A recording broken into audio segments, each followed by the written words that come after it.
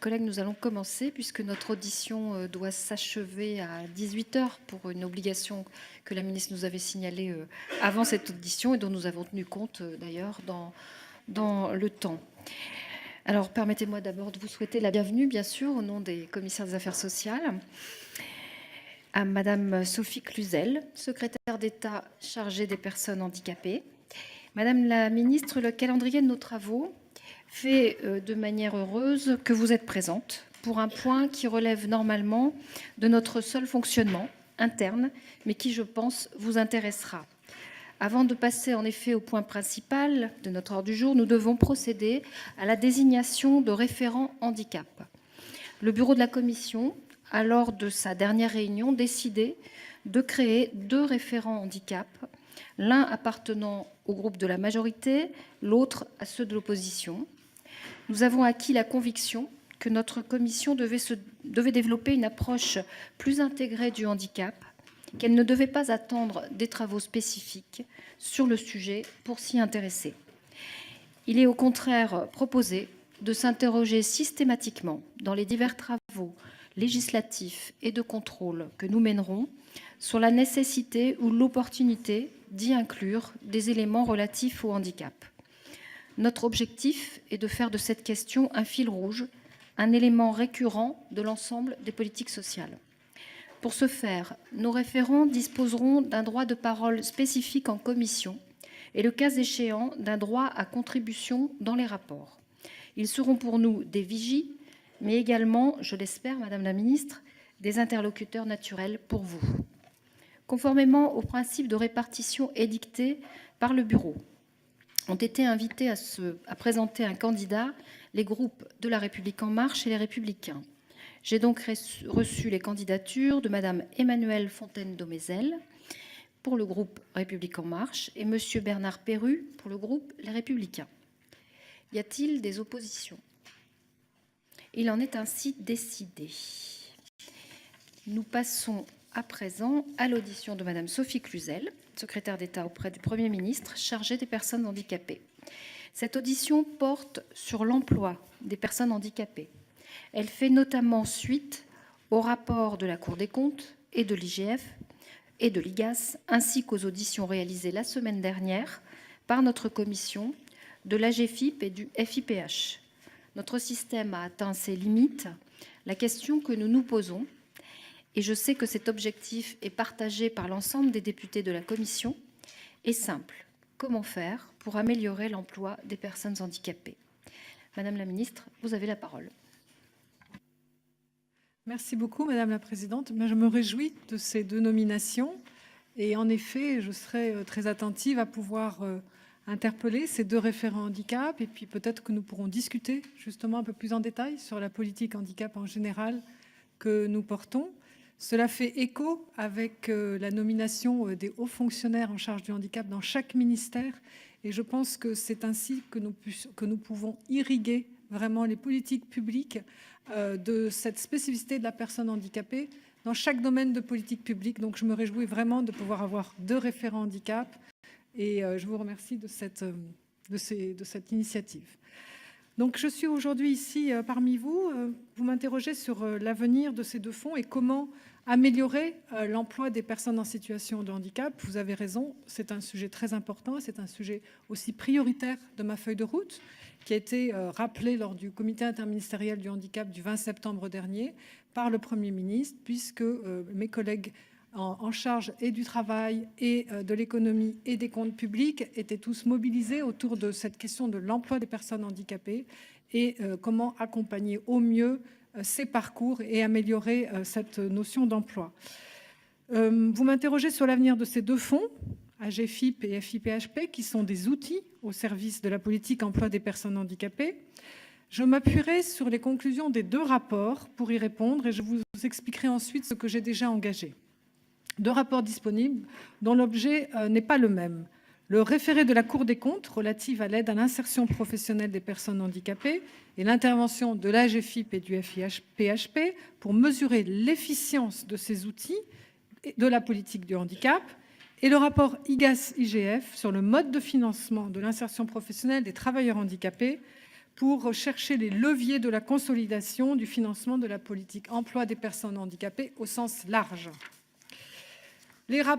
Ces rapports, vous les connaissez. Je pense que celui de la Cour des comptes nous invite à ne pas nous limiter et ne pas limiter la réflexion engagée sur les deux fonds à un simple modèle de financement de nature à garantir leur pérennité, mais bien s'interroger sur l'utilité même de ces fonds et sur le bien fondé des principes qui sous-tendent leur action.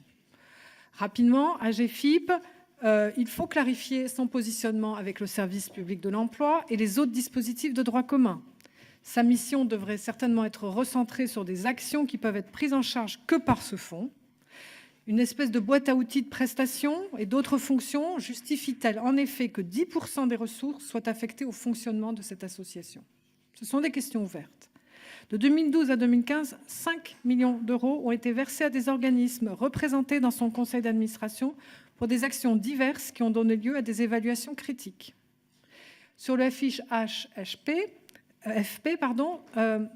il n'est pas non plus la garantie d'une politique appropriée, ni celle d'une sanctuarisation des crédits afférents. Pourquoi ne pas privilégier des mécanismes, peut-être, d'affectation directe de crédits pour financer les actions prioritaires? C'est ainsi les conclusions de la Cour des comptes. Si on reprend le rapport IGAS-IGF, le mode de financement actuel est porteur d'incitation pour les employeurs et agit sur le taux d'emploi, et j'ai pu le vérifier sur de nombreuses tables rondes que j'ai faites auprès de différents employeurs. 416 millions d'euros pour la GFIP, 132 millions pour le FIPHP, avec une baisse régulière du montant de la collecte. Tout le monde en est conscient. La situation financière des fonds résulte de choix faits sur les dépenses. Une organisation fragmentée de la dépense confiée à des opérateurs extérieurs au fonds. 46% des dépenses sont sur des aides indirectes, donc sur 1,8 € d'aide, 1 € pour le diagnostic. Ces synthèses des propositions, elles sont simples sur le rapport IGAS-IGF, renforcer l'obligation d'emploi des travailleurs handicapés, simplifier la déclaration, et je pense que là, on est à peu près tous d'accord sur ce constat, professionnaliser le recouvrement, renforcer les contrôles, rénover l'offre d'intervention et bien sûr réaffirmer les principes de fonctionnement en améliorant le pilotage et en réorganisant les acteurs. Donc, je pense que le constat est quand même relativement et majoritairement et largement partagé. Dans un premier temps, dès ma prise de fonction, j'ai vraiment tenu à soutenir la signature de la Convention multipartite pour l'emploi des personnes handicapées, notamment pour que l'État pousse les acteurs de l'emploi à mieux se coordonner et déploie les outils d'appui à l'insertion pour qu'ils soient plus efficients. De plus, je vous l'ai dit, je souhaite réaffirmer l'engagement de l'ensemble du gouvernement, clairement affiché lors du comité interministériel du 20 septembre. Ces constats, on peut dire qu'ils donnent vraiment la mesure de l'urgence à agir. Je rappellerai juste quelques points, mais je sais que vous êtes bien au fait. D'abord, taux de chômage des personnes handicapées, le double de celui de l'ensemble de la population. Notre pays compte à peu près 500 000 travailleurs demandeurs d'emploi en situation de handicap. 95% d'avis d'inaptitude qui sont prononcés chaque année aboutissent à un licenciement. Et ainsi, chaque année, plus de 150 000 personnes subissent la double peine de perdre avec la maladie et le handicap leur situation professionnelle et souvent l'inclusion sociale qui est associée. Parce que plus de 1 million de personnes en situation de handicap d'âge actif ont aujourd'hui baissé les bras et se sont retirés du marché du travail. Mais aussi parce que de nombreux employeurs qui souhaitent recruter des personnes handicapées nous disent qu'ils peinent à le faire. Parce que les missions handicap des entreprises qui ont la chance d'en disposer nous disent aujourd'hui consacrer jusqu'à un quart de temps de leur année sur des formalités administratives associées à la déclaration administrative d'emploi des personnes handicapées, cette fameuse DOTTH, plutôt qu'à sensibiliser les managers, accompagner les salariés et le collectif de travail et conforter la stratégie d'inclusion. Enfin, parce que des pratiques exemplaires existent un peu partout, que mes déplacements, en particulier dans le cadre de la semaine de l'emploi des personnes handicapées, mais pas que, tout au long de l'année aussi, me permettent de saluer, mais qu'elles relèvent encore trop souvent d'initiatives ou de personnes. Je pense que donc, et je pense aussi que vous partagez ce constat, qu'il est largement temps de changer d'échelle. Pour cela, nous avons besoin de revisiter l'ensemble des outils de la politique d'emploi des personnes handicapées, dont bien sûr les deux fonds dont nous avons parlé. Ces outils doivent être de droit commun. C'est ce que nous avons fait dans le cadre de la grande concertation sur l'apprentissage qui s'est achevée il y a quelques jours. Ou qu'ils soient spécifiques, comme ceux qui ont été construits autour de l'obligation d'emploi des personnes handicapées. Je pense que nous disposons de beaucoup de matériel disponible pour organiser cette remise à plat et ce changement d'échelle. C'est pourquoi mon secrétariat d'État s'est engagé aux côtés du ministre de l'Économie et des Finances, de la ministre du Travail et du secrétaire d'État auprès des ministres de l'Action et des Comptes publics dans un cycle de concertation pour réformer les politiques d'emploi des travailleurs handicapés. Cette concertation a été lancée le 16 février sur la base du document de concertation préalablement validé par tous. Méthode de travail, elle est très simple. Elle est proposée aux partenaires sociaux et aux représentants du Conseil national consultatif des personnes handicapées qui priorise pour le premier temps de concertation, à peu près février-mars, la redéfinition et la simplification de l'obligation d'emploi des travailleurs handicapés dans le but de renforcer la mobilisation des partenaires sociaux et l'engagement des employeurs pour augmenter le taux d'emploi direct des personnes handicapées. Ces évolutions doivent également faciliter l'intégration de l'OETH dans la déclaration sociale nominative au 1er janvier 2020, comme s'y est engagé le gouvernement lors du dernier comité interministériel. Les dispositions de nature législative résultant de cette concertation devraient trouver leur place dans le projet de loi porté par la ministre du Travail. Par cette méthode de travail, je souhaite travailler dans la co-construction avec les organisations syndicales et patronales représentatives, bien sûr, dont c'est particulièrement le rôle en matière de politique d'emploi, mais également avec les représentants des personnes handicapées, membres du CNCPH. J'associerai également des représentants du secteur protégé et adapté, ainsi que des employeurs, dans des focus group bien spécifiques. J'ai saisi parallèlement l'Observatoire de la responsabilité sociale des entreprises, afin qu'ils réfléchissent aux leviers incitatifs des employeurs à embaucher, intégrer et maintenir dans l'emploi. 2 grands thèmes seront abordés durant cette concertation. Le premier, celui des leviers pour agir, et particulièrement celui de l'obligation d'emploi des travailleurs. Avons-nous trouvé le bon équilibre entre obligation et incitation? Comment enrichir les politiques sociales des entreprises? Autant de questions qui seront soulevées et traitées. Le second, celui des moyens de cette action. Quels services pour accompagner l'emploi des personnes handicapées, sécuriser leur parcours professionnel? Quelle répartition de rôle entre les acteurs? Comment rendre service aux entreprises directement? Ces travaux seront alimentés des conclusions des missions de messieurs Taquet et Serre relatives à la simplification de l'accès aux droits des personnes et de celles confiées à Mme Gillot qui examine notamment le parcours des personnes et la chaîne d'intervention de l'ensemble des acteurs qui concourent à l'accompagnement vers et dans l'emploi des personnes handicapées. Il y a surtout des questions politiques pour redonner à cette obligation tout son sens et permettre qu'elle redevienne un vrai levier pour l'emploi des personnes. Ce premier temps de concertation n'aborde donc pas la gouvernance de la politique de l'emploi des personnes handicapées, ni celle de la gestion des fonds issus de la contribution libératoire associée à l'OETH.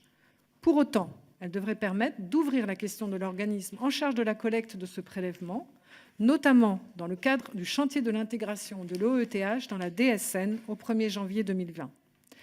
Le rapport IGAS-IGF relatif au financement de l'insertion professionnelle des travailleurs handicapés, dont les propositions nourrissent largement les échanges de ce premier temps de concertation, préconise en effet que soit transféré à l'ACOSS le recouvrement des contributions.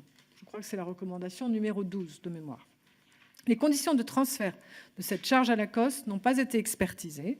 Il est proposé de garantir la neutralité de ce transfert pour l'opérateur et nous verrons par la suite ce que cela donnera. Au-delà du choix de l'opérateur de recouvrement, ce premier temps de concertation doit surtout permettre de re-questionner l'ensemble du dispositif de déclaration d'emploi des travailleurs handicapés et des règles de calcul de la contribution libératoire, sans revenir toutefois sur une obligation d'emploi qui constitue une véritable pierre angulaire de la politique d'emploi des travailleurs handicapés.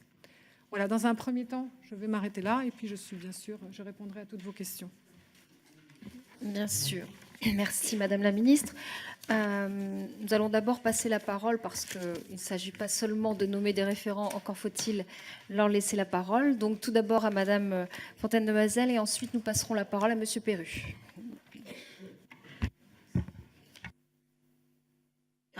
Merci Madame la Présidente, Madame la Ministre. Évidemment, je voudrais adresser mes remerciements vis-à-vis de mes collègues qui me font confiance pour être référente de la Commission sur la question du handicap. Avec mon collègue Bernard Perru, nous devrons travailler de façon collégiale et constructive avec l'ensemble des parlementaires sur cette question et je sais compter sur vous. Depuis le mois de mai 2017, le secrétariat d'État chargé des personnes handicapées s'est donné une dimension plus large. Traditionnellement rattaché au ministère de la Santé, celui-ci l'est désormais auprès du Premier ministre. Symboliquement, cette situation est un marqueur fort d'une vocation interministérielle et de sa mission transversale. La loi du 11 février 2005 pour l'égalité des droits et des chances, la participation et la citoyenneté des personnes handicapées a invité la société à revoir profondément sa vision du handicap. Communément appelée loi accessibilité, à laquelle, Madame la Ministre, vous avez largement contribué, a représenté une révolution culturelle. Révolution culturelle car elle a l'ambition de modifier notre perception du handicap. Elle nous invite à l'appréhender dans tous ses aspects et toutes ses dimensions. En somme, elle nous invite à faire société, à ne pas marginaliser les uns ou les autres à raison d'un handicap physique ou mental. Révolution culturelle, car elle nous invite à repenser nos cadres de vie. Les établissements publics, les logements, les transports, les villes doivent être accessibles. Révolution culturelle, car le législateur a créé des dispositifs visant expressément à lutter contre les discriminations volontaires vis-à-vis des personnes handicapées. Le droit à l'école. L'éducation nationale est responsable à l'égard de tous ses enfants et à ce titre, aucun d'entre eux ne peut se voir opposer un refus en raison de son handicap. L'emploi, en renforçant les sanctions, mais également avec des dispositions incitant les employeurs à devenir acteurs de l'inclusion par le travail. La loi a également créé les MDPH, structures visant à faciliter les démarches administratives des personnes handicapées. Je me permets de reprendre les mots du président de la République d'alors pour restituer à chacun la volonté politique qui a conduit ce texte. Une société se juge à l'attention qu'elle porte aux plus fragiles des siens, à sa capacité à conserver sa cohésion, à son aptitude à refuser l'exclusion, d'où qu'elle vienne. 13 ans après, où en sommes-nous? Madame la ministre, l'ambition portée par les législateurs qui nous ont précédés n'ont pas encore été suffisamment d'effets suivis. La loi avait fixé une feuille de route claire et elle n'a pas été tenue. En 2015, tous les lieux publics devaient être accessibles et ce n'est pas le cas. Je suis persuadée que nos prédécesseurs ont voté une grande loi, mais son inscription dans le réel, dans tous les champs de la société, met du temps, trop de temps. Nous avons le devoir d'accélérer les choses et nous le savons, comme nos prédécesseurs, vous êtes totalement engagés pour y parvenir. De beaux exemples doivent nous guider pour atteindre les objectifs fixés par cette loi. Dans ma profession d'infirmière, j'ai suivi une jeune adulte devant choisir son parcours d'études. Et en le faisant, elle s'orientait vers une ville, Grenoble. Cette ville est un choix naturel pour elle, bien que n'appartenant pas à son bassin de vie, car elle est accessible, Grenoble. Comme quoi, une ville qui sait révolutionner son rapport à l'handicap peut devenir ainsi plus attractive. Ces villes-là, ce sont aussi des victoires. Ensuite, en plus de la loi de 2005, une autre question doit guider notre action. 13 ans après, que devons-nous faire de plus? Comme je l'ai dit en préambule, nous sommes de nombreux parlementaires engagés sur cette question et nous devons travailler collégialement. Je pense bien sûr au travail mené par mon collègue Adrien Taquet, mais également au travail de plusieurs collègues que je salue et dans lequel je m'inscris. Des exemples existent partout en France. Ils doivent nous inspirer. Je pense à la mutualité française PACA qui rend l'accueil possible en crèche d'enfants en situation de handicap. L'école, l'enseignement supérieur, le travail, le sport amateur et de haut niveau, la culture, le numérique, les transports, le logement, l'accès aux droits, l'emploi, pour n'en donner que quelques-uns, sont concernés par ces problématiques du handicap. Dans la continuité de la loi de 2005, nous devons contribuer à faire société et donc à intégrer le handicap dans ce qui est constitutif de notre pacte social. Il est de notre devoir, à chaque fois que ce sera nécessaire, d'enrichir les lois sur lesquelles nous débattrons. Et je pense à un chantier qui, bientôt, au sein de notre commission, nous prendra tout notre temps, la formation professionnelle. La formation professionnelle pourrait être un formidable outil d'insertion, mais pas seulement. Comment justifier que des personnes en situation de handicap qui, tout au long de leur scolarité, ont pu avoir un parcours de vie conforme à ce que peuvent connaître les autres enfants, peuvent, du jour au lendemain, lorsqu'ils entrent dans le monde adulte, se retrouver empêchés de se construire la vie à laquelle ils aspirent. Aussi, et j'en finirai ainsi, pour faciliter leur intégration professionnelle, il est important de se donner les moyens d'évaluer les compétences, les savoir-faire, les capacités et les forces des personnes en situation de handicap. Législateurs et exécutifs devront dès demain œuvrer ensemble dans ce sens. Merci. Merci. Alors, c'est pas parce que c'est une première, Madame la m'excuse. référente, qu'il va falloir excéder. Je 5 le ferai minutes, plus. c'est 5 minutes. Et ensuite, ne nous ferai repassons plus. à 2 minutes. Merci, Monsieur le référent. C'est pas une question de qualité, c'est une question de temps pour tout le monde, parce qu'il y a beaucoup de monde d'inscrits. Monsieur Perru. Madame la Présidente, Madame la Ministre, mes chers collègues, les gouvernements successifs ont toujours fait de l'action en faveur des personnes en situation de handicap une priorité. Et on peut mesurer d'ailleurs les évolutions au fil du temps, des évolutions conséquentes mais encore insuffisantes. Et je ne doute pas de votre volonté, Madame la Ministre, pour poursuivre et amplifier, bien sûr, cette mission. Je me rappelle ici même de la discussion de la loi du 11 février 2005 pour l'égalité des droits et des chances, la participation et la citoyenneté des personnes handicapées. C'est un article, 80 tests d'application, une importante loi après celle de 1975 ou encore celle de juillet 1987. Si le cadre législatif et réglementaire est posé, s'il évolue bien évidemment, s'il évoluera encore avec vous, Madame la Ministre, si chaque budget prévoit des moyens financiers d'augmentation, on mesure la complexité des dispositifs et le besoin de partir des besoins individuels et de l'expertise des personnes en situation de handicap et de leurs proches pour bâtir des solutions collectives et non l'inverse. Mais je sais que vous partagez ce point de vue. 12 millions de Français sont touchés par le handicap à tous les âges de la vie. Les enfants, et nous mesurons les difficultés pour leur scolarisation, leur accompagnement adapté, leur accès aux activités périscolaires. Et vous avez vous-même déclaré ici, dans cette commission, le 25 juillet 2017, Madame la Ministre, ouvrir le chantier de la professionnalisation du statut, du cadre d'emploi, de la pérennisation des accompagnants. Pourriez-vous d'ailleurs nous faire le point sur ces évolutions et les perspectives? Le 4e plan autisme, bien sûr, va aussi dans le bon sens. Vous l'avez évoqué, Madame la Ministre, dans un certain nombre, évidemment, de déclarations, où en sommes-nous justement de la prise en charge précoce et de la prise en compte des besoins des aidants des autistes. Le handicap à tous les âges, c'est bien au-delà la revalorisation de l'allocation adulte handicapé, qui interviendra 1er novembre 2018, puis 1er novembre 2019. Il faudra donc encore un peu attendre, et cet effort, effectivement, prolonge ceux qui ont déjà été faits par le passé. Faut-il encore évoquer le besoin d'améliorer la vie quotidienne de chacun à travers les transports, le logement, l'accessibilité est loin d'être totale, les logements adaptés difficiles à trouver. Le tourisme aussi adapté au handicap nécessite de sérieux efforts des acteurs concernés et ainsi que le label Culture Handicap que vous avez évoqué récemment. J'aimerais savoir où nous en sommes. La transformation de l'offre médico-sociale s'impose. Le nombre de places était suffisant, les financements également. La charge pour les conseils départementaux de plus en plus forte, les parcours difficiles et les services d'accompagnement insuffisants. Vous avez parlé, Madame la Ministre, de simplification comme d'un fil rouge de vos objectifs. Où en êtes-vous, Madame la Ministre, sur tous ces points? Et bien sûr, vous avez évoqué la co-construction avec les associations de concertation et la concertation avec les départements, les conseils départementaux. Toutefois, récemment, le comité d'entente des associations de personnes handicapées fait part d'un déficit de concertation. Je n'ose les croire, mais j'aimerais bien sûr vous entendre sur ce sujet, tant ce chantier est important pour faciliter l'accès à l'emploi des personnes handicapées. Emploi au milieu ordinaire, mais aussi emploi dans les entreprises adaptées, les EA, et les établissements et services d'aide par le travail, les ESAT.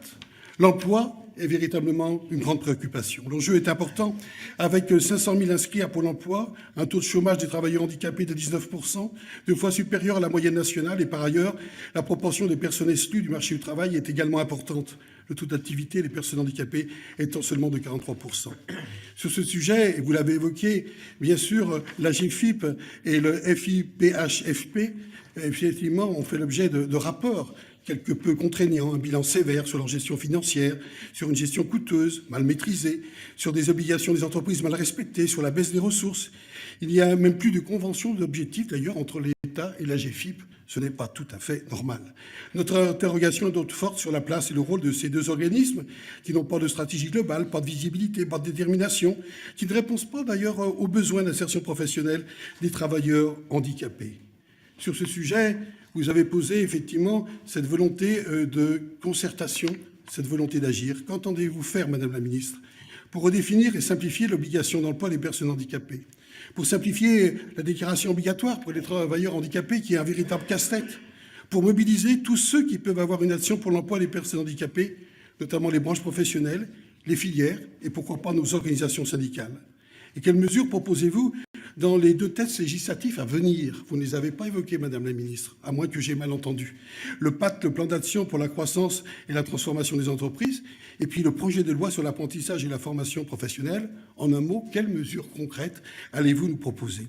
Et quelles expérimentations allez-vous mener, puisque vous les avez évoquées, dans un certain nombre de régions, avec Pôle emploi, pour enrichir l'offre de services, tant pour les personnes que pour les employeurs ayant besoin d'être mieux informés? Comment donc connaître réellement les personnes qui, sur le terrain, dans nos villages, dans nos cités, ont ce besoin d'être accompagnées? Et êtes-vous favorable, Madame la Ministre, à la mise en place d'une véritable animation territoriale qui pourrait être confiée aux préfets et aux sous-préfets dans chaque territoire?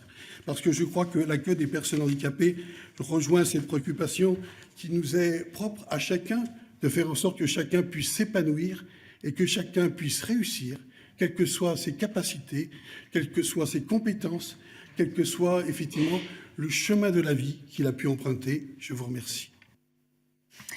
Merci. Les références sont cohérentes dans le temps de parole, apparemment. Merci. Alors, pour votre information, nous avons déjà 20 inscrits. Moi, j'aimerais vraiment que la ministre puisse répondre aux questions que vous aurez posées. Donc, je vous engage, mes chers collègues, à vraiment limiter votre temps de parole à la question que vous souhaitez formuler. Si possible, sous les 2 minutes, c'est encore mieux. Je vais continuer avec les 4 intervenants qui suivent parce que ce sont des groupes différents qui ont une question à vous poser. Et ensuite, nous ferons par salve de 3 questions comme nous avons l'habitude de le faire. Donc, je passe la parole à Monsieur Daréville d'abord pour le groupe GDR. Merci Madame la Présidente. Bon, les sujets viennent d'être égrenés par nos collègues dans toute leur ampleur. Et je pense que chacun ici est conscient de l'importance des enjeux liés au handicap. Vous avez vous-même évoqué un certain nombre de questions et peut-être aura-t-on du mal à les traiter tous aujourd'hui.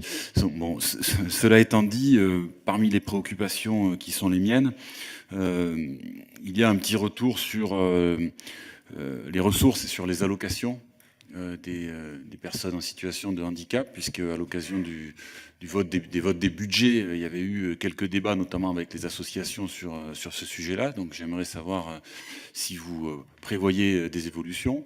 La deuxième chose, une préoccupation à l'égard des jeunes, de leur insertion à la fois dans les formations et ensuite dans le débouché, parce qu'on se rend compte qu'un certain nombre de jeunes sortent avec des qualifications et hélas ne trouvent pas d'emploi, et c'est assez désespérant pour eux. Donc je crois qu'il y a sans doute des mesures spécifiques à mettre en place pour la jeunesse. Et puis enfin, je voulais à mon tour vous interroger sur la manière dont vous concevez la concertation qui s'ouvre aujourd'hui, je crois. Vous le savez, les associations de familles souhaiteraient être associées ès-qualité à cette concertation, et pour l'instant, elles n'ont pas trouvé l'espace pour cela. Je voulais savoir si vous aviez des éléments à nous apporter sur cette question. Merci. Madame Firmin Lebaudot pour l'UAI. Oui, merci Madame la Ministre. Merci Madame la Présidente. Donc, Madame la Ministre, tout d'abord, permettez-moi de vous remercier pour votre engagement et votre volontarisme et votre volonté d'agir sur ce sujet essentiel qui est l'accès à l'emploi des personnes en situation de handicap.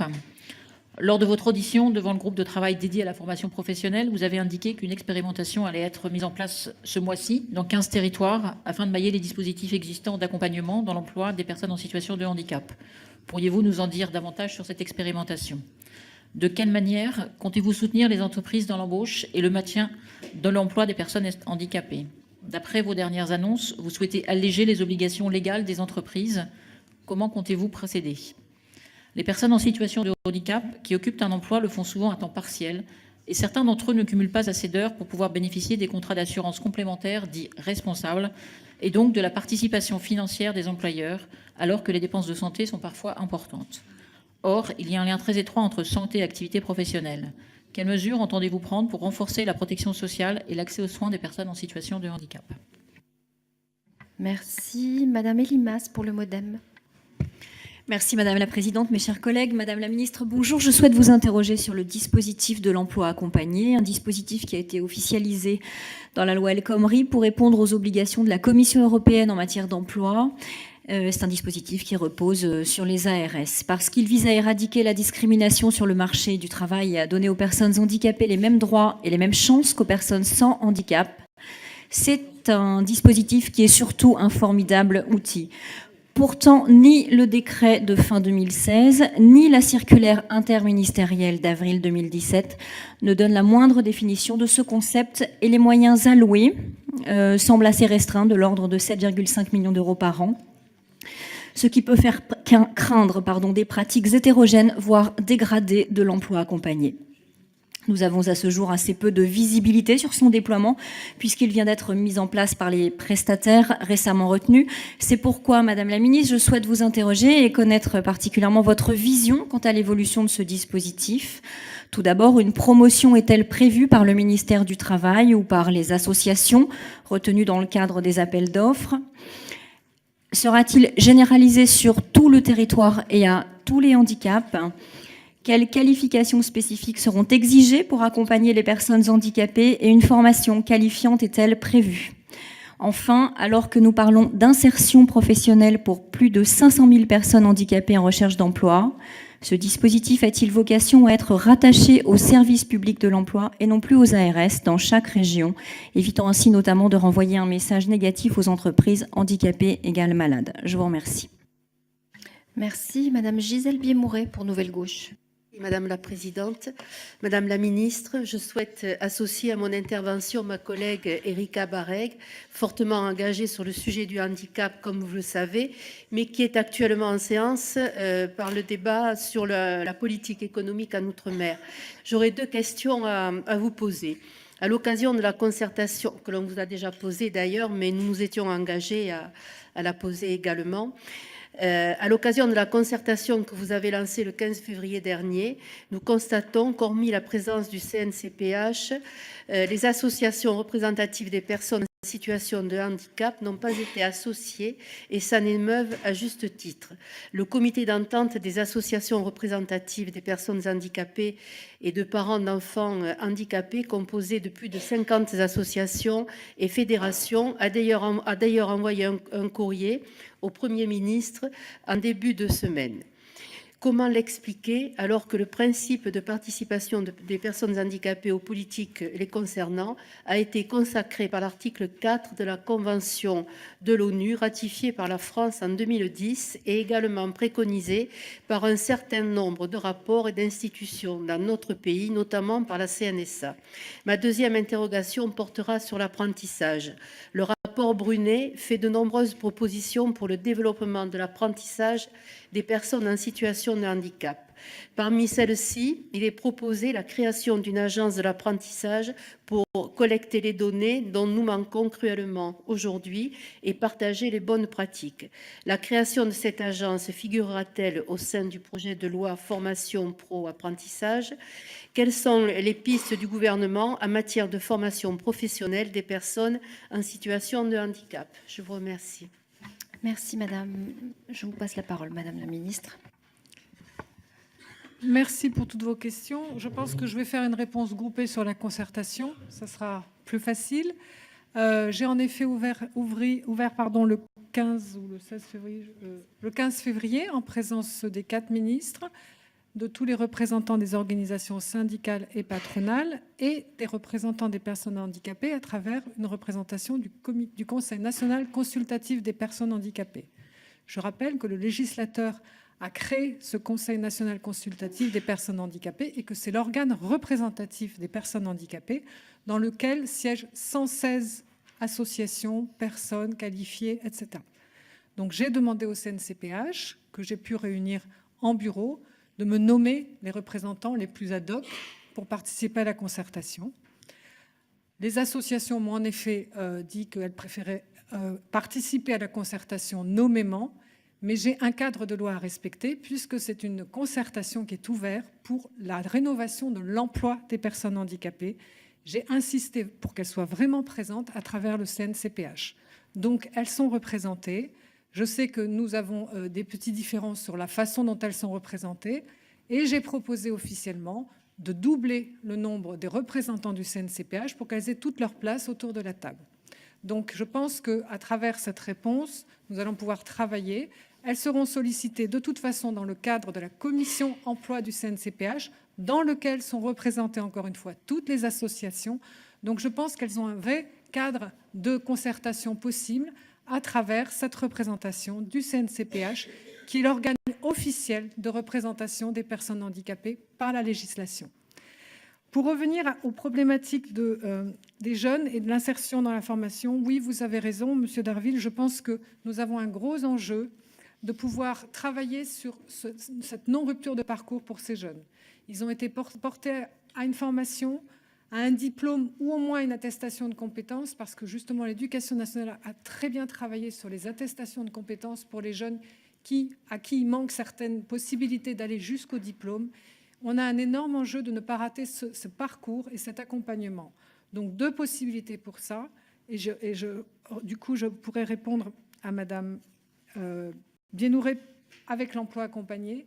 Nous avons un gros enjeu. Ces jeunes ont appris à apprendre avec les autres. Ils veulent continuer à travailler en milieu ordinaire, d'où la possibilité de pouvoir être accompagnés dans l'emploi et accompagnés à et dans l'emploi à travers ces solutions de services d'emploi accompagnés. J'y reviendrai un petit peu plus longuement. Je pense qu'en effet, l'apprentissage est un levier formidable pour ces jeunes. Pourquoi ? Parce que ça leur permet justement de monter en qualification, en savoir-être et en savoir-faire, en étant en situation d'apprentissage, tout en ayant justement un étayage sur leur partie théorique, qui est important. Pour cela, nous avons largement participé lors de la concertation sur la réforme de l'apprentissage pour pouvoir avoir des mesures spécifiques pour les jeunes en apprentissage, notamment des référents handicap dans les CFA, qui, je pense, vont pouvoir faire l'interface avec l'entreprise et les besoins spécifiques des jeunes handicapés. Tout est possible aussi en allongement de délai pour les temps d'apprentissage, pour la durée de l'apprentissage. Donc je pense qu'on peut accompagner beaucoup mieux les jeunes handicapés à l'apprentissage, dans l'apprentissage, et accompagner l'employeur avec ses référents handicap dans les CFA. D'autre part, nous allons aussi développer des dispositifs un peu de job coach qui rejoignent l'emploi accompagné en amont et en aval de l'apprentissage pour pouvoir justement travailler sur le savoir-être et le savoir-faire qui sont vraiment les 2 qualités qu'il faut pouvoir travailler en même temps pour pouvoir réussir ce passage à l'apprentissage. Établir aussi dans chaque CFA une charte d'accueil au-delà du référent handicap. Et enfin, développer les dispositifs d'accompagnement passerelle dans l'emploi qui existent de façon un peu isolée dans certaines régions et qui sont un vrai sas, une vraie passerelle. C'est ça qu'il nous faut construire, ces passerelles, parce que la problématique majeure, c'est de pouvoir donner du temps au temps à ces jeunes qui en ont besoin de plus de temps pour des raisons X, Y, Z. Soit ils ont été empêchés pendant leurs études pour des raisons de maladie ou de handicap, ils ont pris du retard sur certaines choses. Il faut que l'on puisse donner ce temps en temps, encore plus que pour les jeunes valides. Et les jeunes valides ont aussi souvent besoin de plus de temps, c'est vrai. Donc, vous avez parlé de comment pouvoir piloter justement ces dispositifs en région. Je fais le lien avec l'expérimentation Pôle emploi. Alors, ça sera en avril 2018. Je m'étais un peu avancée, ça sera en avril 2018.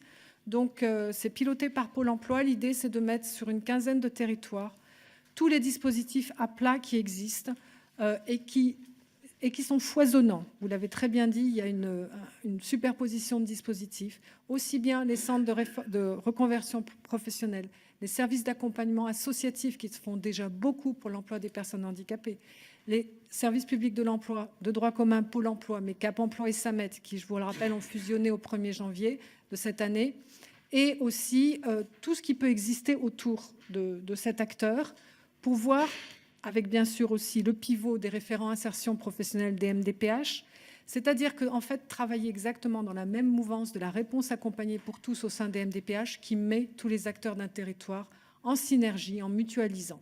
C'est une expérimentation qu'on va lancer donc avec Pôle emploi pour voir comment améliorer cette qualification, de quelle qualification nous parlons pour pouvoir accompagner et la personne et l'employeur. Cela fait un lien avec votre question sur l'emploi accompagné. C'est une expérimentation qui démarre, en effet. Moi, je serai très attentive à pouvoir l'évaluer finement dans l'année qui vient parce que nous devons en tirer vraiment des enseignements sur la qualification de ces accompagnateurs. On peut les appeler job coach, chargé d'intégration professionnelle, chargé d'insertion professionnelle. Ils sont très variables aujourd'hui dans les services qui ont répondu aux appels. Il peut y avoir des ergonomes, des psychologues du travail, des éducateurs. On voit bien qu'il y a toute une palette. Il n'y a pas de diplôme d'accompagnant. Donc, on en tirera vraiment une évaluation pour pouvoir la déployer. Je vous rappelle que dans le budget, il y a encore 7,5 millions, 5 millions des ARS, 2 millions de la GFIP et 500 000 des FIPHP. Nous allons reproduire cela et nous allons évaluer, voir de quel dispositif parle-t-on. Est-ce que nous l'essaimons? Est-ce que nous faisons monter en qualification les différents acteurs qui sont déjà sur le terrain? Vous avez demandé aussi de savoir comment piloter et coordonner. Alors, il y a 2 pilotes possibles. Il y a déjà le programme régional d'insertion travailleurs handicapés dans lequel nous allons demander qu'il y ait un axe jeune dans tous ces PRITH régionaux, en associant aussi le CREFOP, qui est aussi un bon levier d'acteurs publics qui peuvent être mis au service du parcours. Donc, sur l'emploi accompagné, nous suivons. Nous avons le premier comité de pilotage le 5 mars. Et donc, nous pourrons vous rendre compte régulièrement de l'avancement des travaux et de l'expertise que nous souhaitons avoir sur ce dispositif, qui, je pense, est extrêmement intéressant et qui, je rappelle, est venu aussi des associations qui se sont mobilisées pour pouvoir réfléchir à la sortie des adultes handicapés des AT vers le milieu ordinaire. Donc, on voit bien que c'est l'expertise, en effet, des associations. Et je m'appuie sur cette expertise, justement parce que ce sont eux qui ont répondu aux appels à projets pour pouvoir mieux accompagner ces personnes et voir de quels besoins on parle, aussi bien de la personne que les besoins de l'employeur. Parce que nous avons été extrêmement centrés toutes ces années passées sur la personne. Et je pense que nous devons maintenant centrer nos efforts sur l'environnement et sur l'environnement de collectif de travail pour réussir l'accompagnement à l'emploi et le maintien dans l'emploi. Pour reprendre la question sur... alors, monsieur le député, vous m'avez posé vraiment un nombre de questions très importantes. Je pense qu'il faudrait que nous puissions rester peut-être centrés sur l'emploi aujourd'hui, mais je répondrai très volontiers plus largement à vos demandes sans aucun problème. Vous redire que sur la transformation de l'offre, c'est un levier aussi, puisque dans ces réponses accompagnées pour tous qui partent des MDPH ou de ces programmes régionaux d'insertion de travailleurs handicapés, c'est bien la co-construction en remettant à plat les différents services. Et c'est par cela que nous arriverons avec ces passerelles et ces remises à plat des différents dispositifs de vraiment travailler sur le parcours.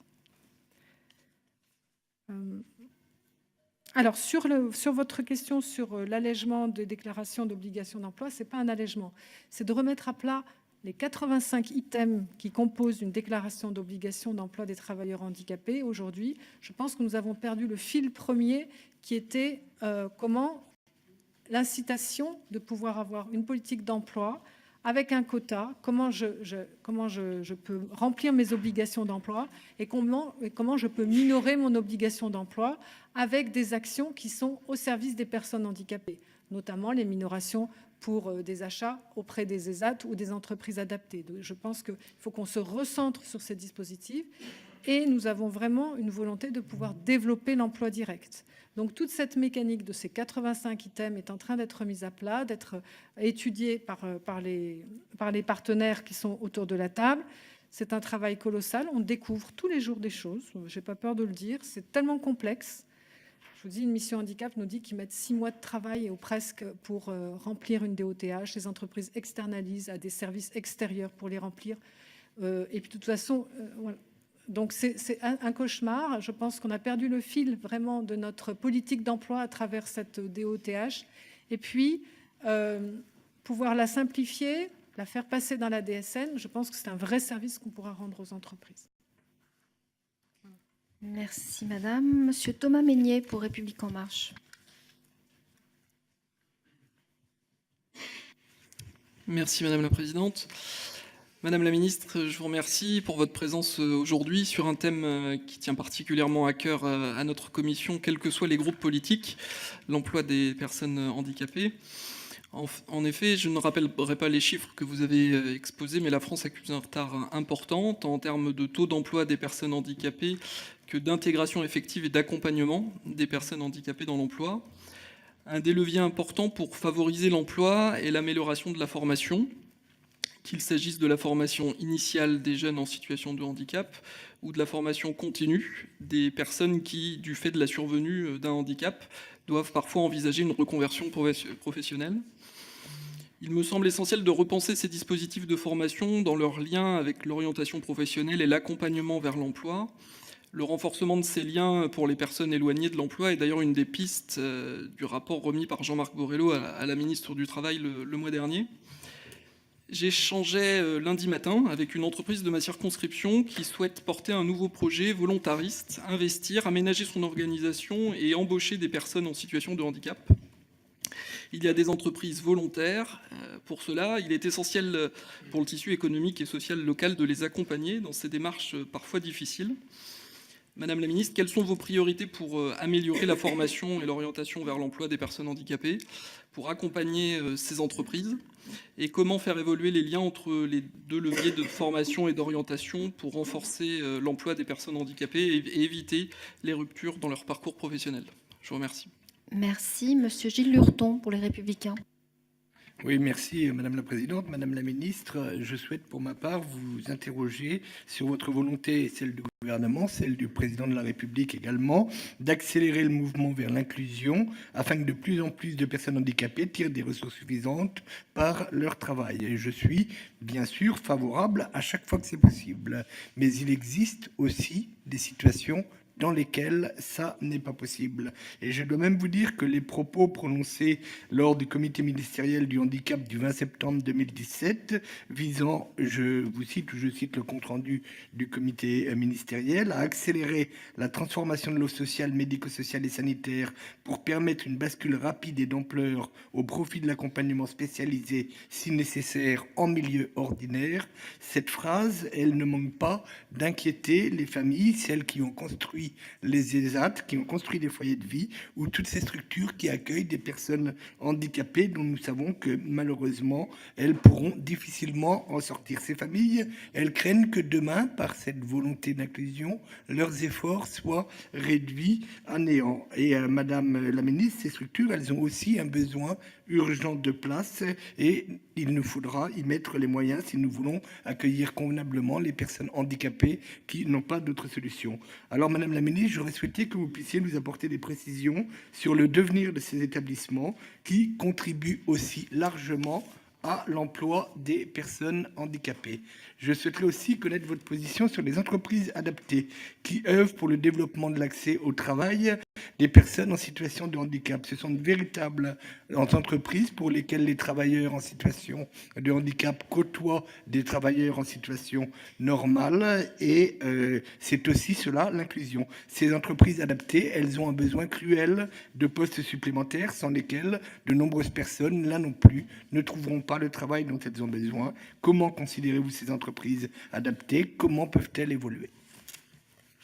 Merci. Monsieur Da Silva pour République en marche. Oui, merci Madame la Présidente. Je tiens tout d'abord à associer ma collègue Caroline Janvier qui n'a pu être présente à cette audition. Comme vous l'avez rappelé Madame la Ministre, avec 500 000 personnes inscrites à Pôle emploi, le taux de chômage des personnes handicapées est de 19%, 2 fois supérieur à la moyenne nationale, et aussi un taux d'activité de seulement 43%. Les nouvelles technologies liées au développement du numérique, sans oublier les récentes mesures gouvernementales favorisant le télétravail, doivent être une chance pour améliorer l'accès à l'emploi des personnes en situation de handicap. Cette chance, c'est aussi une chance pour la société tout entière.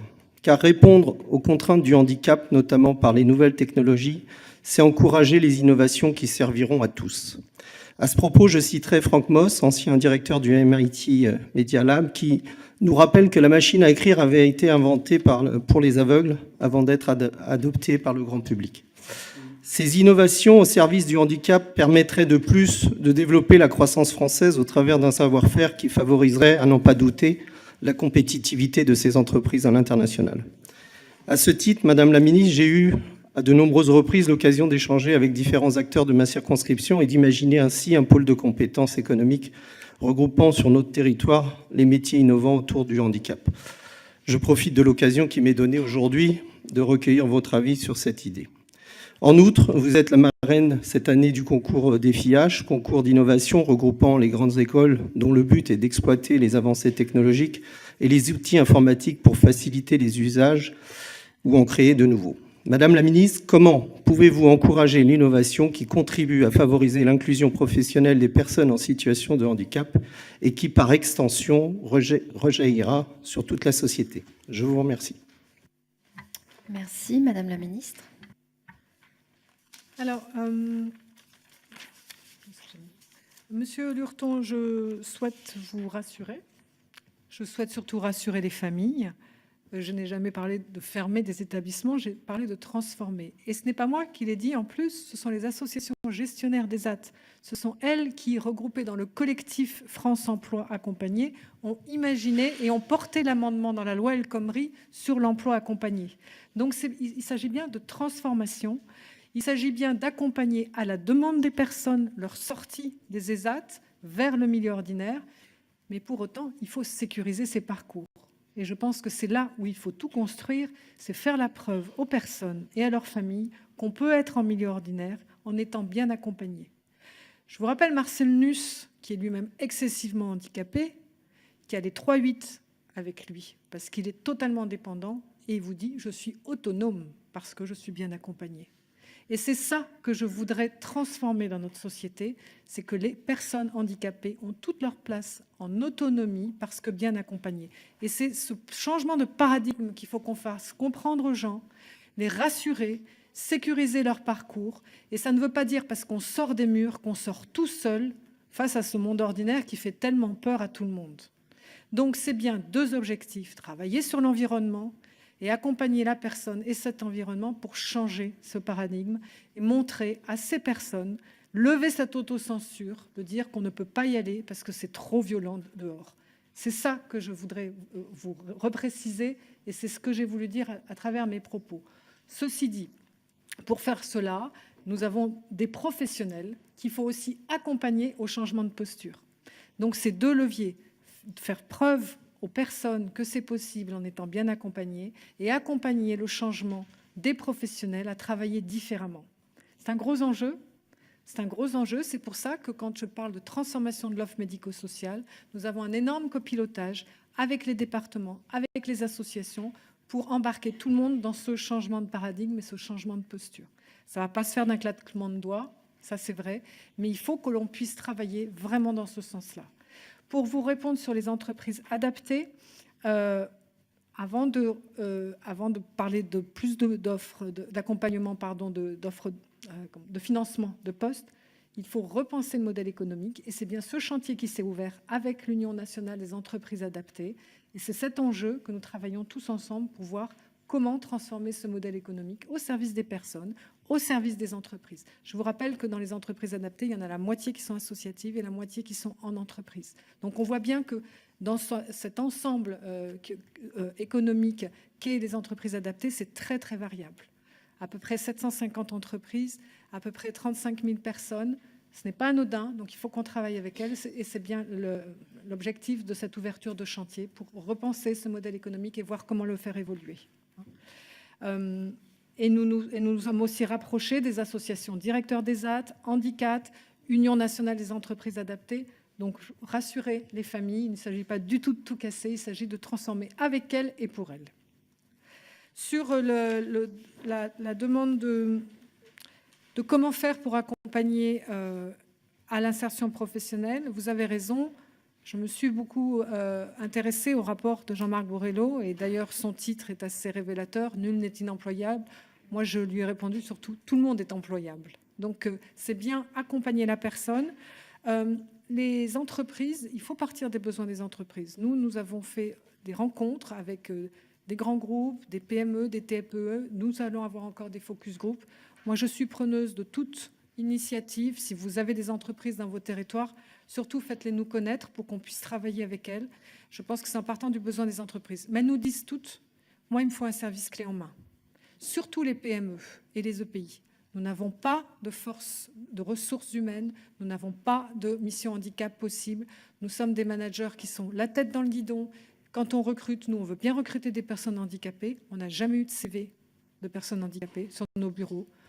On ne sait pas à qui s'adresser. Enfin, c'est vraiment du vécu, ce que je vous dis, ce sont les paroles des chefs d'entreprise. Donc, comment on fait? Ils nous disent, nous, on veut un service clé en main. On veut pouvoir identifier un service, les interpeller, avoir du sourcing, en faire que le handicap ne soit plus une honte et qu'on puisse le voir sur des CV. Donc, vous voyez bien tout le plaidoyer qu'il va falloir qu'on fasse en disant aux travailleurs handicapés, oui, je suis handicapé, et alors? Ce n'est pas un malus, ce n'est pas une honte. Si je le dis, je ne vais pas être dans un placard. C'est tout ce changement de paradigme et sur lequel il va falloir qu'on travaille, qu'on communique. Et c'est bien l'enjeu de toute cette concertation, qu'on rénove et qu'on communique de façon positive autour des compétences de ces personnes qui peuvent amener autre chose dans une entreprise. Et je pense que les planètes sont alignées, aussi bien organisations syndicales, patronales, personnes handicapées, employeurs, tout le monde est mobilisé et dire qu'il faut changer de discours, changer de regard et changer donc de process.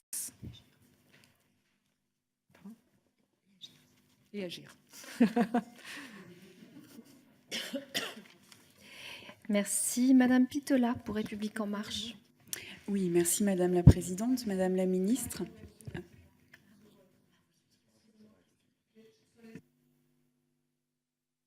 Oui, excusez-moi. Oui, vous avez raison, je suis la marraine du défi H. Et vraiment, c'était formidable de voir tous ces projets de ces jeunes étudiants qui réfléchissent au service de l'insertion des travailleurs, enfin des futurs travailleurs handicapés. Ça bouillonnait d'idées. C'était étonnant de voir la façon dont ces jeunes s'emparent d'une problématique handicap pour en faire un bien commun. Donc, c'est très prometteur sur notre jeunesse. Sur l'innovation numérique, nous devons améliorer tout ce qui est communication alternative pour pouvoir en faire une force. Il y a énormément d'innovations. On peut citer Roger Voice, Ava, toutes les dernières innovations qui permettent aux personnes sourdes et malentendantes de pouvoir participer à des conversations professionnelles. Nous l'avons vu aussi quand je me suis déplacée avec Muriel Pénicaud dans une agence Pôle emploi, qu'il peut y avoir des recrutements. Donc ça, c'était vraiment très intéressant pour pouvoir voir comment on participe à son propre projet de vie, à l'expression de son propre projet de vie professionnel. Donc pour l'accessibilité numérique aussi des sites, parce que je pense qu'on a un vrai challenge là. Donc je vous rappelle qu'au comité interministériel, nous nous sommes engagés que les 10 plus gros sites visités soient totalement accessibles sur tous les types de handicap. Et ça, je pense que c'est une clé, et notamment bien sûr Pôle emploi, qui doit être capital et de façon ouverte et universelle, mais aussi les sites de la GFIP, tous ces sites-là doivent être totalement en accessibilité universelle pour permettre l'autonomie de la personne sur sa recherche d'emploi. Donc oui, vous avez tout à fait raison, l'innovation technologique et numérique peut être un outil magnifique pour l'insertion professionnelle des personnes handicapées. Merci. Cette fois, Madame Pitola, pour République En Marche. Oui, merci Madame la Présidente, Madame la Ministre. Je souhaite partager une interrogation de Martine Vonner qui ne peut pas être présente cet après-midi. Le sujet des entreprises adaptées a été évoqué. Nous souhaiterions revenir ici sur saluer l'excellent travail fourni par ces entreprises adaptées et évoquer 2 freins que nous avons identifiés.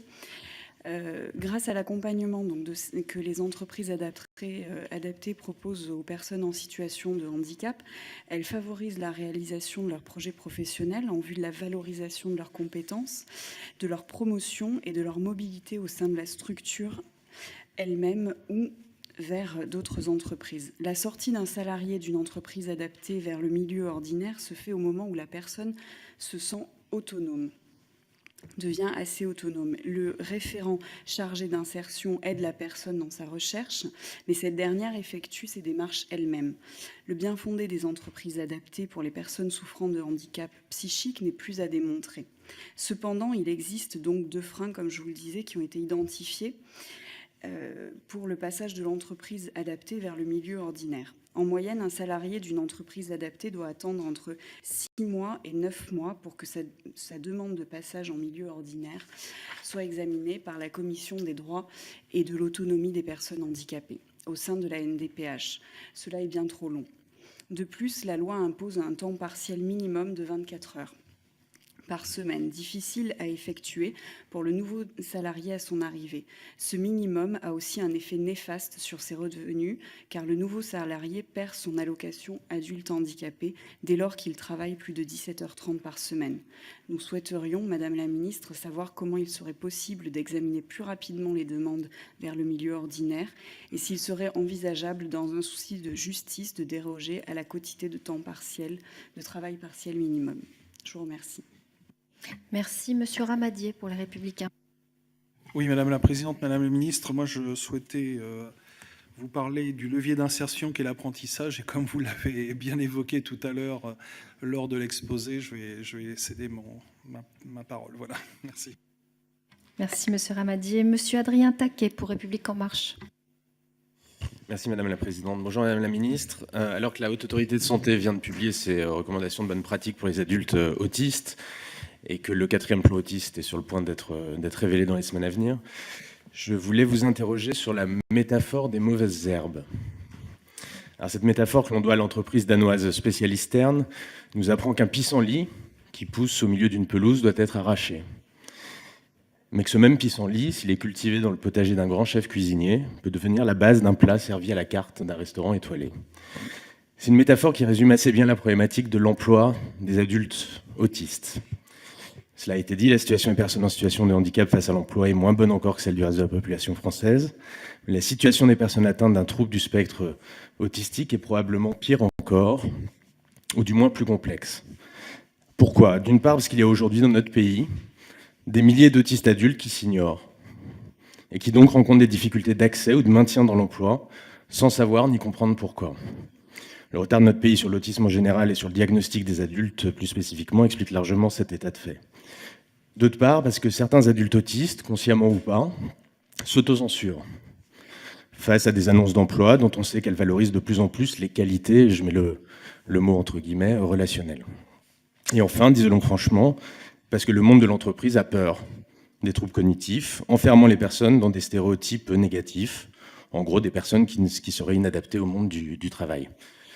Pourtant, de nombreux pays et de nombreuses entreprises ont compris le potentiel et la richesse que représentait la neurodiversité. Depuis 2008, avec la mise en place de son programme Voir loin, le ministère de la Défense israélien incorpore des autistes dans les unités d'élite de l'armée pour analyser des photos aériennes.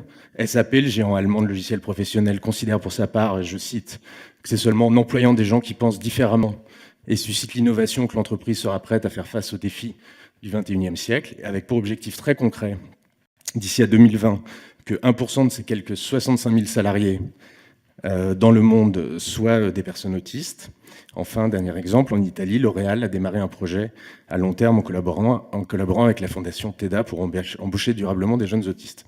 Ma question est donc la suivante. Comment comptez-vous améliorer la situation de l'emploi des personnes avec autisme, de toutes les personnes avec autisme et pas que celles dites à haut potentiel, afin que notre pays ne connaisse pas sur ce sujet 20 années de retard supplémentaire? Et ne pensez-vous pas que l'État employeur devrait être à cet égard exemplaire et montrer la voie? Je vous remercie. Merci. Madame Géraldine Bagné pour le MoDem.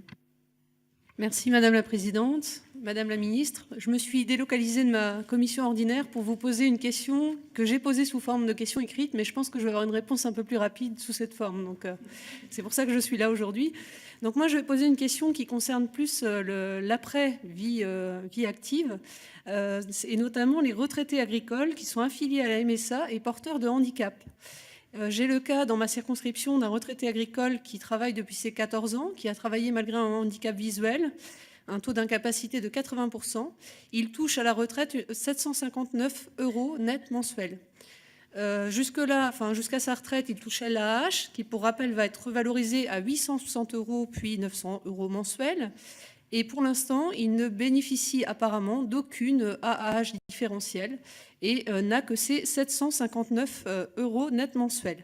Ne faudrait-il pas faire en sorte qu'une retraite acquise à force de courage malgré le handicap ne puisse être inférieure à l'allocation adulte handicapé, ou qu'il y ait au moins pour tous une compensation telle que le prévoit le dispositif d'AAH différentiel? Merci, Madame la Ministre. Alors, pour répondre à Madame Pitola, si j'ai bien compris votre question, c'est comment sortir de l'ESAT pour aller en milieu ordinaire? Parce que l'entreprise adaptée, c'est déjà le milieu ordinaire. Donc la question que vous me posez, j'imagine, c'est comment sortir des AT, puisqu'on a une notification médico-sociale pour accéder au milieu ordinaire de travail, que ce soit en entreprise adaptée ou que ce soit en entreprise dite classique, parce que l'entreprise adaptée, c'est le milieu ordinaire. C'est un vrai sujet. C'est un vrai sujet, c'est d'ailleurs un des sujets que nous avons évoqués avec messieurs Taquet et Serre sur la simplification. C'est un blocage d'accès aujourd'hui, puisque parfois dans certaines MDPH, il faut entre 8 mois et 9 mois pour avoir cette notification dite en milieu ordinaire. Donc une des pistes qu'on pourrait imaginer, ça serait de pouvoir notifier des parcours. C'est d'ailleurs une des recommandations de Jean-Yves Wauquiez, qui a fait son rapport il y a plus de maintenant 6 ou 7 ans, qui disait « À quand notifierons-nous des parcours pour éviter justement de devoir repasser sur une évaluation permanente d'employabilité ?» Les personnes valides, personne ne va évoluer leur capacité à travailler dans tel ou tel univers. C'est vraiment réservé à la double peine à chaque fois pour les personnes handicapées de devoir prouver une fois leur handicap pour avoir une compensation, une fois leur employabilité pour voir dans quel monde elles peuvent travailler. Donc je pense que nous avons réellement quelque chose à simplifier sur notre process et notre regard que nous portons afin de gagner du temps, afin de faire confiance aux structures qui savent comment évaluer les personnes, faire confiance aux professionnels des structures, que ce soit d'un ESAT pour passer en entreprise adaptée ou d'une entreprise adaptée pour passer en entreprise ordinaire. Je pense que nous avons des professionnels qui accompagnent la personne, qui savent pertinemment quel parcours cette personne pourrait prendre et qu'il va nous falloir simplifier ces notifications pour permettre cette fluidité. Vous imaginez bien que derrière, il y a les enjeux de financement des structures. Donc, il faut qu'on soit plus intelligent que ces silos de financement pour arriver à fluidifier ces parcours. On a un gros enjeu pour fluidifier cet accès au marché au travail.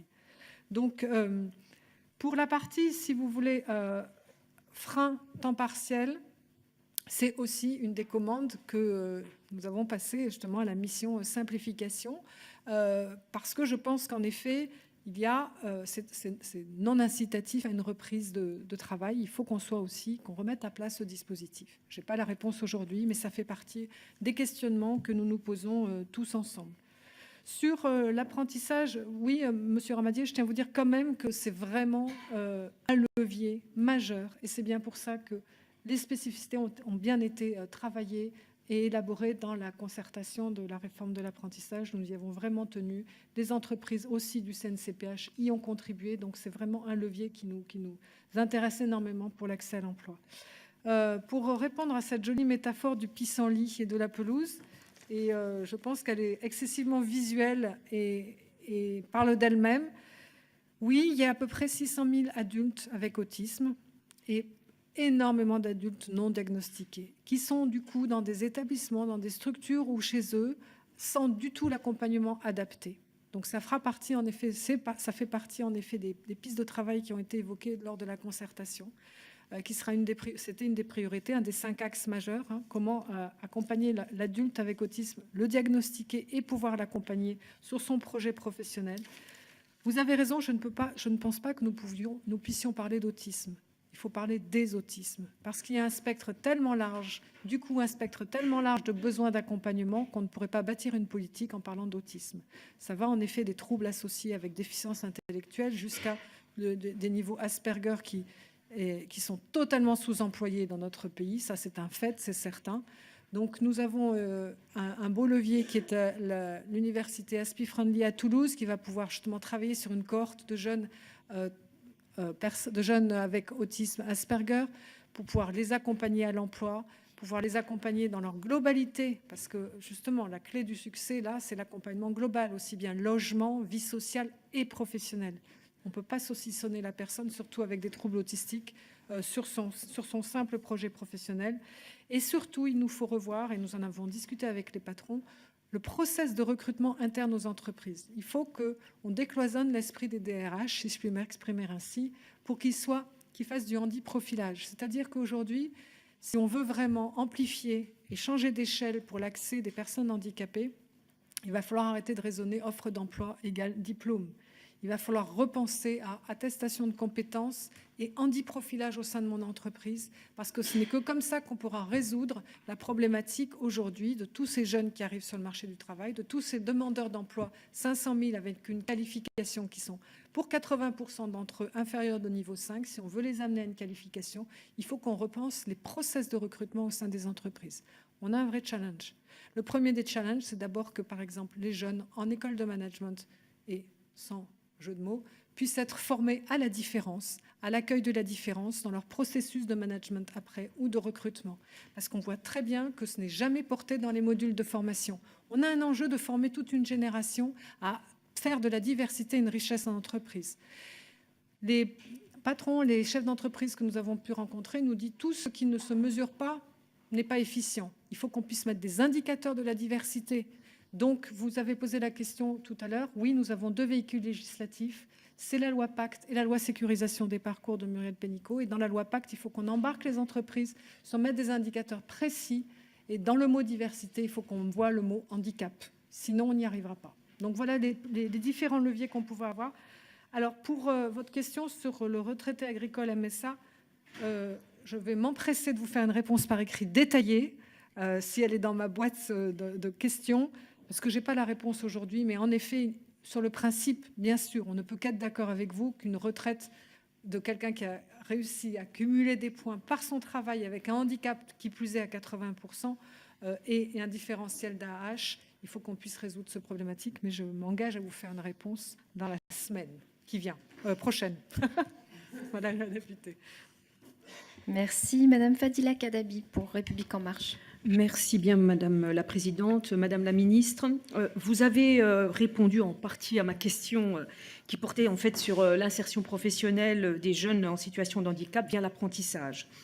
Alors, je me réjouis en effet que vous reteniez l'idée d'un référent handicap au sein même des CFA, un référent qui ferait le lien entre les équipes pédagogiques et les entreprises.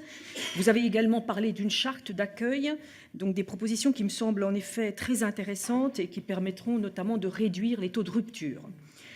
Je pense toutefois que nous pouvons aller encore plus loin. Il existe en effet un déséquilibre en termes de moyens.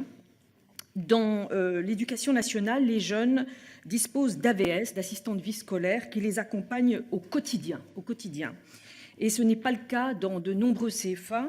Je suis bien placée pour vous le dire, puisque j'ai travaillé dans un CFA en tant qu'enseignante pendant 24 ans, et que malheureusement, j'ai parfois assisté à des ruptures parce que l'accompagnement était insuffisant. Aussi, Madame la Ministre, pouvez-vous me dire ce qu'il en est sur cette problématique? Merci. Monsieur Marc Delatte pour République En Marche. Madame la Ministre, de nombreuses personnes en situation de handicap rencontrent des difficultés en termes d'accessibilité de logiciels métiers et d'outils numériques mis à leur disposition par leur employeur. Cette situation n'est pas sans conséquence quant à leur perspective d'évolution de carrière. Et de plus, l'utilisation des logiciels libres les pénalise également car ils ne sont pas compatibles avec les outils informatiques et les lecteurs d'écran ou les logiciels de synthèse vocale.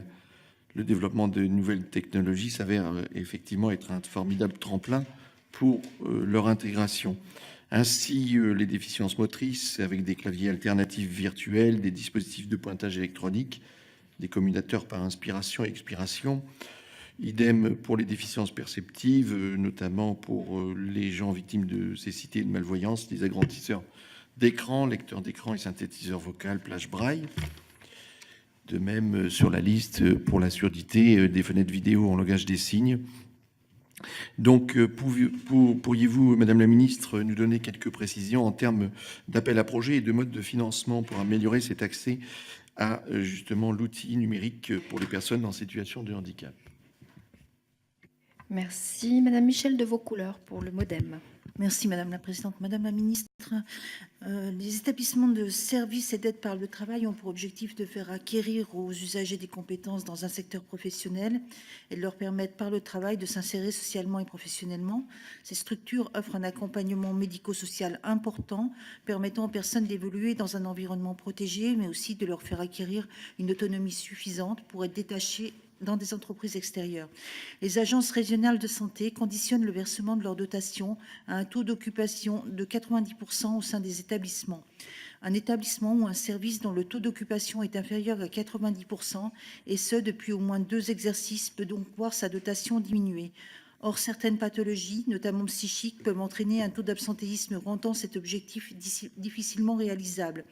Les établissements se voient donc dans l'obligation d'accroître leur nombre de places, ce qui conduit nécessairement à un accroissement de dépenses liées à l'accompagnement des usagers. Les établissements se trouvent donc pris dans un cercle vicieux afin d'assurer leur équilibre financier. Il conviendrait donc de prendre en compte les spécificités des établissements et des publics reçus, d'adapter le taux d'occupation exigé par les ARS. Pouvez-vous nous indiquer si des discussions sont ou seront engagées avec les ARS pour une meilleure prise en compte des difficultés d'ordre psychique dans l'établissement du taux d'occupation exigé? Par ailleurs, il y a 2 jours, j'ai rencontré en ESAT un jeune homme qui a pu bénéficier d'un contrat d'apprentissage à la condition expresse de sortir du régime de travailleur au sein de l'ESAT et d'intégrer le statut de salarié pour bénéficier de cet apprentissage. Cette situation vous paraît-elle satisfaisante, s'il vous plaît? Merci. Madame la Ministre. Alors, pour répondre à votre question sur apprentissage en CFA et notamment l'accompagnement, oui, c'est un vrai problème, puisque on peut avoir de l'accompagnement ponctuel par la GFIP, les PSS, qui ne sont pas suffisants. Pour autant, c'est bien l'intérêt du référent handicap du CFA de pouvoir identifier les besoins et de pouvoir travailler justement sur cet accompagnement. Il y a des possibilités aujourd'hui sur la partie pratique d'accompagnement professionnel, par les tuteurs, par les prestations ponctuelles. Et sur la partie théorique, c'est encore très faible. D'où l'idée que certains CFA ont fait, et quand je passerai de passerelles, c'était des CFA passerelles avec des promotions plus petites où justement le référent handicap jouait le rôle de coordonnateur. C'est un petit peu, si vous voulez, pour vous donner à penser, ce qui a été fait pour les ULIS, par exemple, en lycée professionnel, c'est-à-dire avoir des cohortes un petit peu de promotion de jeunes qu'il faut plus accompagner. Donc, ça peut être pendant 1 an, pendant 2 ans. C'est toute cette souplesse-là qui est mise en place à travers la réforme de l'apprentissage pour développer ces passerelles, ces sas et ce sur-mesure dont certains enfants, certains jeunes ont encore besoin. Donc oui, c'est un petit peu prolongé à travers la scolarité accompagnée, l'emploi accompagné, le CFA accompagné. Voilà. Certains jeunes auront plus besoin d'être accompagnés un peu plus longtemps. Et c'est cette réactivité d'accompagnement dans le temps qu'il nous faut travailler. C'est tout l'enjeu de l'emploi accompagné. Donc on en a pris en compte. Sur l'accès numérique, c'est tout l'enjeu de la mise en accessibilité et de la notion de compensation. Quand on aura beaucoup plus travaillé sur l'accessibilité numérique des différents postes de travail, on aura beaucoup moins de besoin de compensation individuelle. D'où l'enjeu de notre société à travailler sur des outils d'accessibilité universels pour justement diminuer le besoin de compensation individuelle. On n'en est pas encore là et se pose la question de qui doit financer. Est-ce que ça relève vraiment de l'accompagnement, de l'aide, de la compensation sur l'aide au poste ? Il faut, je pense, que l'on puisse évaluer à chaque fois le coût, qu'il y ait une aide raisonnable qui est à la charge de l'entreprise. Et d'ailleurs, beaucoup d'entreprises n'attendent pas d'avoir les aides de la GFIP parce qu'elles disent que c'est trop complexe et le font quand elles ont les moyens. Mais du coup, là, on est dans la discrimination parce que les entreprises qui n'ont pas les moyens ne vont pas le faire. Donc, c'est un débat ouvert. On n'a pas la solution. Il y a aussi des fonds régionaux qui travaillent sur cette mise pour la compensation spécifique sur ces outils. Mais on voit bien que l'enjeu de notre société, c'est de travailler sur l'accessibilité universelle pour que l'environnement se mette en accessibilité et qu'on ait beaucoup moins besoin de compensation individuelle sur ces sujets-là. Et ça servira au plus grand nombre. Enfin, pour revenir à votre problème de taux d'occupation des ZAT, vous me parlez d'un jeune qui doit être apprenti, et c'est normal qu'il change. Les travailleurs des ZAT ne sont pas des travailleurs du droit du travail, ce sont des usagers du médico-social. Quand on est apprenti, on est salarié dans le droit du travail.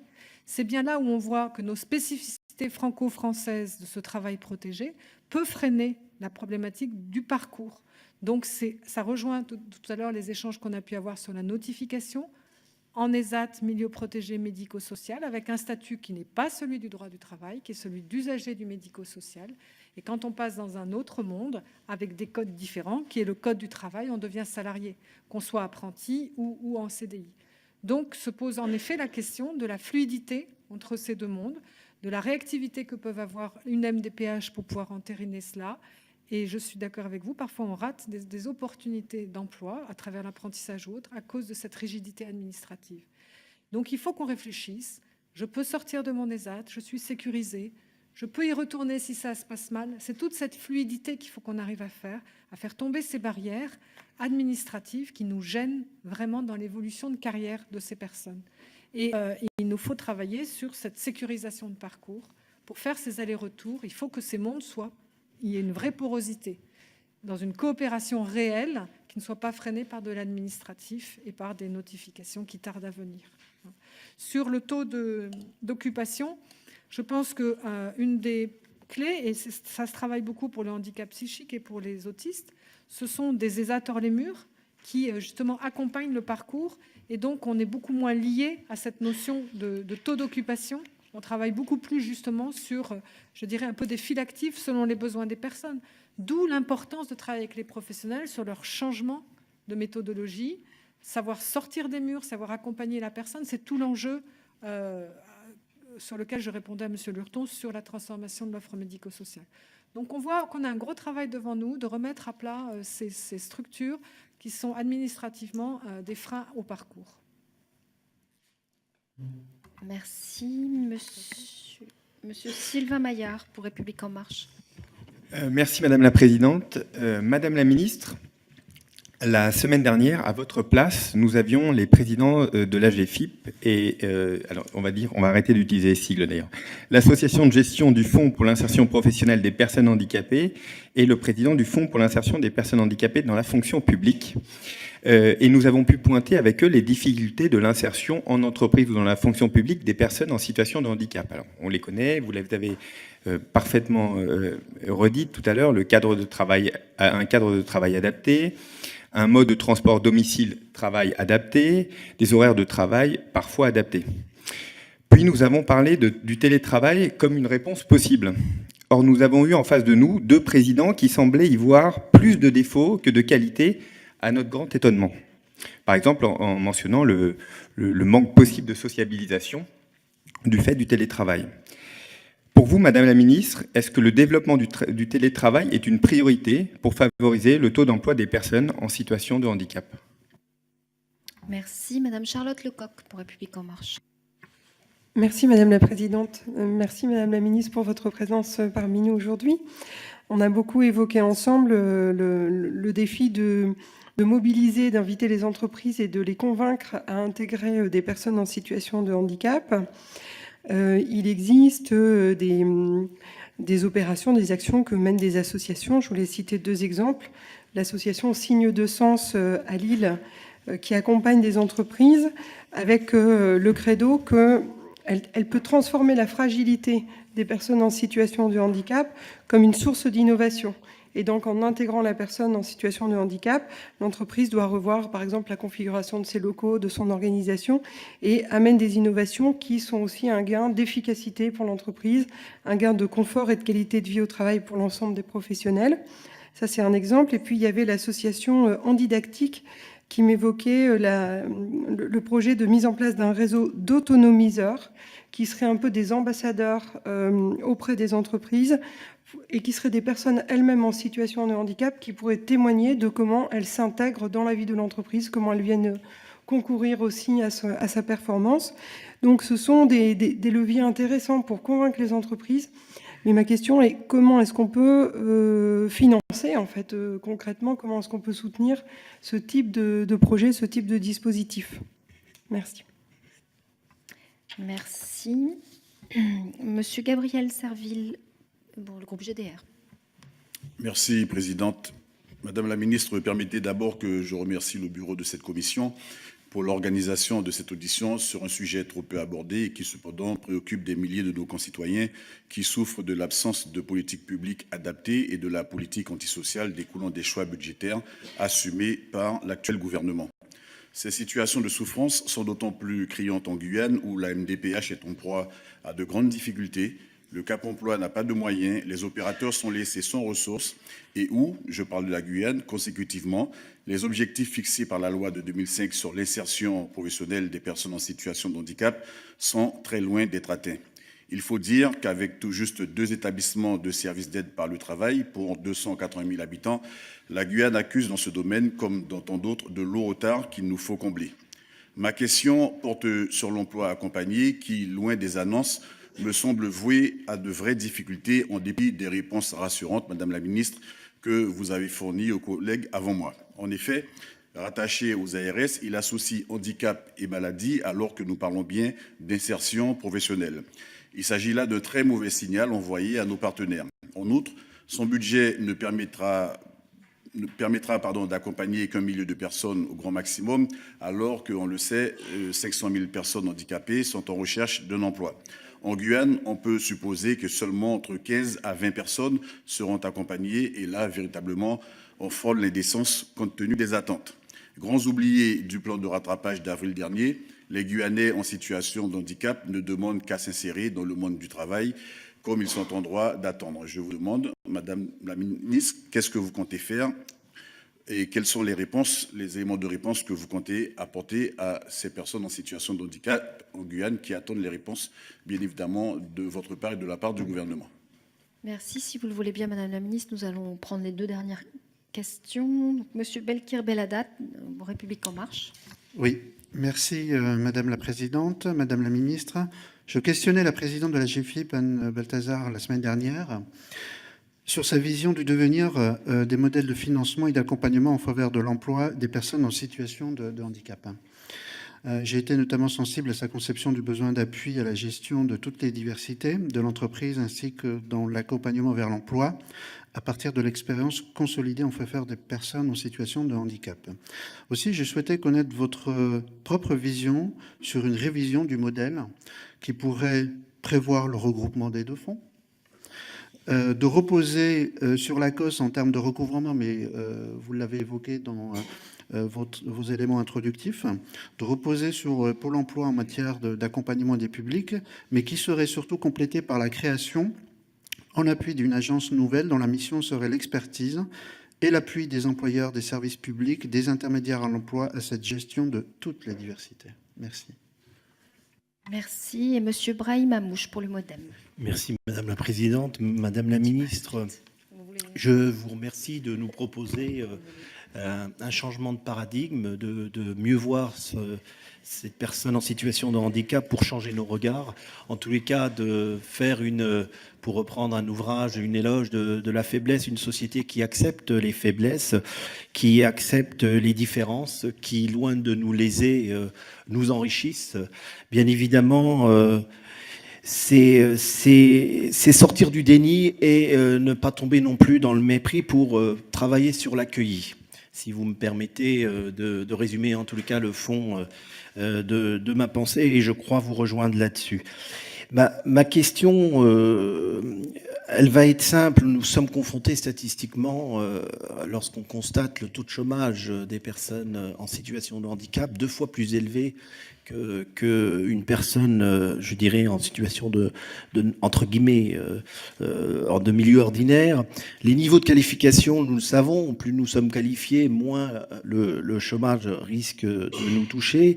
Et dans ces personnes en situation de handicap, les formations professionnelles sont souvent inaccessibles, inadaptées, trop longues, puisque dans ces situations, il y a une vulnérabilité à la fatigue.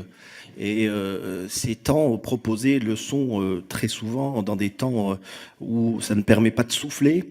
Elles sont inappropriées, notamment à la nécessité de la continuité des soins. Et il y a indispensablement nécessité de joindre le soin, le travail.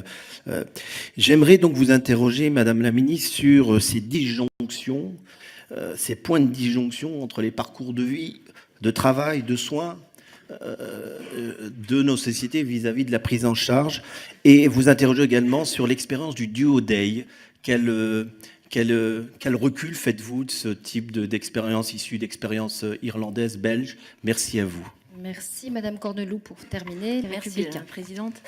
Le taux de chômage des travailleurs handicapés atteint 18%, soit 2 fois la moyenne nationale. La formation est sans aucun doute un gage d'insertion. Il est nécessaire de développer des formations ad hoc qui pourraient être portées par plusieurs employeurs d'un même secteur, soit dans le cadre d'initiatives propres à de grosses structures. La notion de territorialisation de ces formations me paraît importante. En effet, nous connaissons les difficultés rencontrées lorsque les formations sont éloignées, difficilement accessibles au regard des problèmes de mobilité et d'accessibilité. On le voit également avec les CFA, souvent éloignés. La même chose au niveau des employeurs, ce qui conduit à des taux d'échec très importants. Je crois qu'il est nécessaire de penser les formations pour les handicapés. Et là, il est nécessaire de les accompagner, pourquoi pas par un service social, pour tous les problèmes inhérents à la mise en œuvre de ces formations. Merci Madame la Ministre. Pardon, je vais reprendre le télétravail. Je pense que la réponse, c'est le choix de la personne.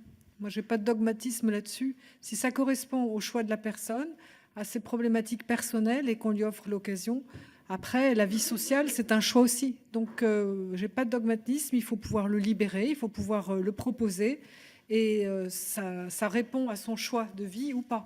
Donc, je pense qu'il faut pouvoir le proposer et puis voir comment ça fonctionne et si ça répond à son besoin.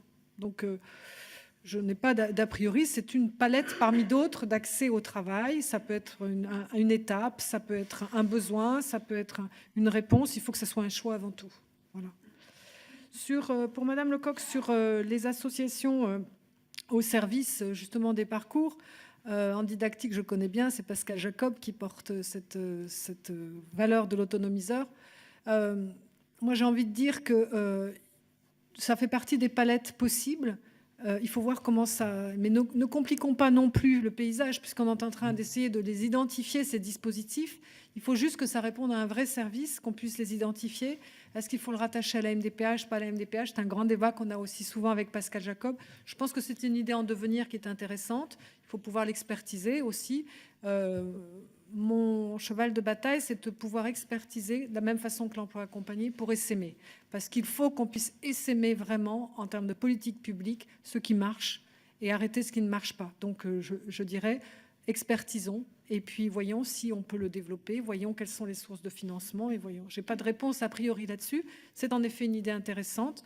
En plus, ça fait de la pérémulation, c'est-à-dire de l'autoreprésentation des personnes qui savent très bien parler d'elles, de leur compensation, etc. Donc c'est aussi une pierre à l'édifice de sensibilisation et de prise de conscience de ces compétences de ces personnes. Pour Monsieur Serville sur la Guyane, j'ai bien entendu votre problématique. Je pense que sur le fait de l'emploi aidé qui est porté par l'ARS, je partage assez votre opinion que c'est un message très médico-social qu'on a envoyé aux entreprises. Je le répète que c'est une expérimentation, que j'y serai extrêmement, vraiment sensible à l'évaluation de cette expérimentation pour voir comment la démultiplier.